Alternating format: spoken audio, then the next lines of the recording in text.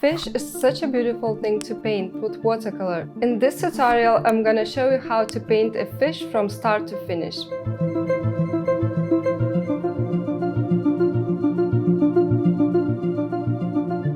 So first I'm gonna sketch my fish with a pencil.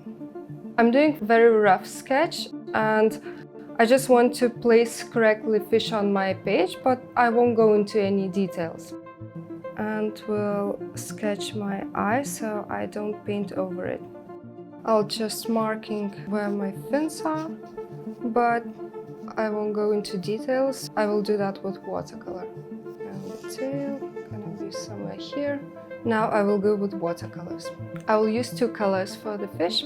I want to keep it simple, so I will choose just burnt sienna and we'll start just painting around the mouth area of the fish and around the eye. It's very important that we leave the eye because I want to keep it white. So I'm washing my brush as I go and keeping my paints very wet so I can have some nice effects. And now I will start adding another color, which is indigo blue. And I will go with very thick layer. So later I can pull from my paints and create fins. I want those two colors to meet with the help with water, so I'll just wash my brush and we'll start mixing my colors directly on the paper. And we'll just let do watercolor its own thing.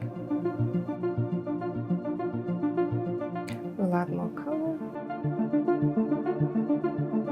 And then I will rinse my brush, and with very clean brush I will just pull from the color to create those fins, and we'll just let watercolor flow. You should just really let it do its thing and not to be afraid, because watercolor will do something beautiful.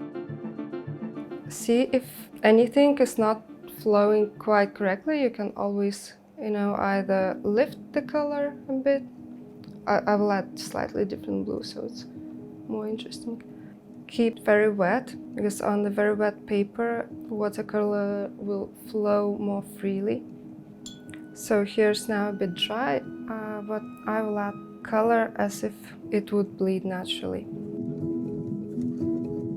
And now I want to add a bit more color into my fins, because they're becoming a bit samey.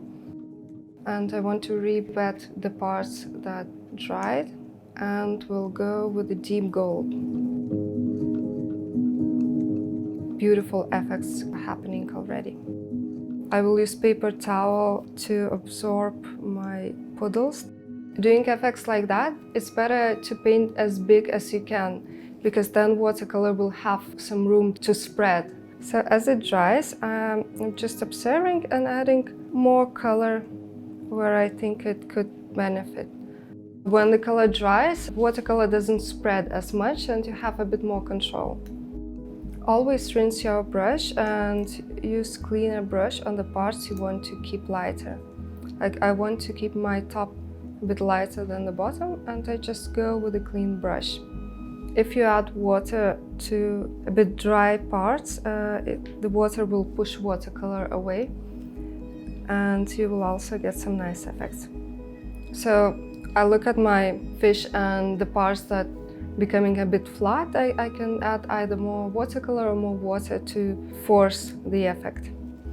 But I think now I will just let it dry.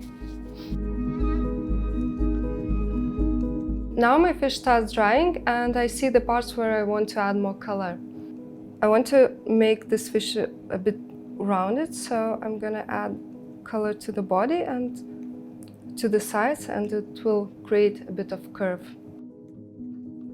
Well, actually, as my tail is now dry, I can start adding a bit of details. I will use the same brush, but now I will work more with the tip of my brush and will not press hard, just will start creating those lines.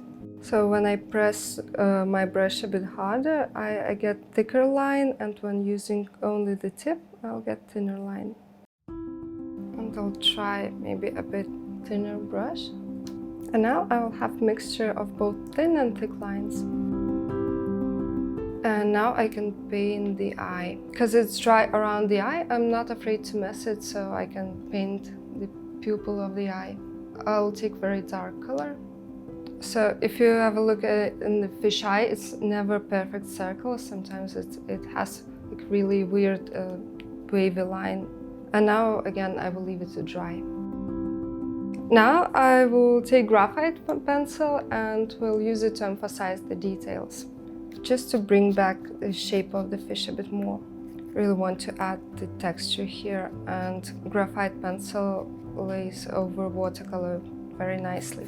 It's always more interesting when you have a variety of mediums.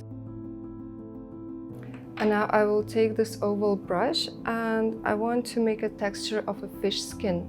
And for that, I will be just using the mark of this oval brush. I'm just making marks, and the brush naturally leaves the marks that reminds of a fish skin. Okay, and then I will add a bit more lines. And we'll do the same with a Posca pen.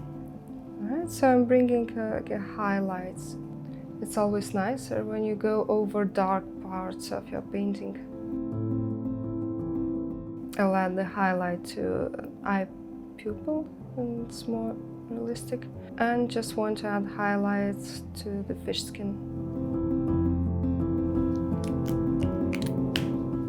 Okay, so now the fish is pretty much done. And I will add a few seaweeds, but we'll do it in very free and sketchy way. Just will load my brush in water, and using my tip very freely, we'll do this like a sketch of what I imagine the seaweed is.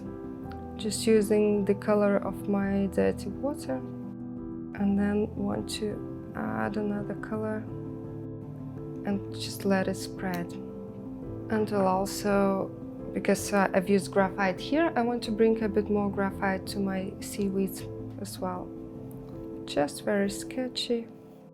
For the sake of composition, I will add a few water bubbles, just to have some color on this part of the painting. And my favorite part, adding splashes. And splashes are especially nice for like sea theme, because it's water, it's always about splashes, right? And sometimes you need to help, because splashes land not always in the way you want them to. However, because they landed naturally, and if you emphasize just a few of them, no one will ever know. And that's done.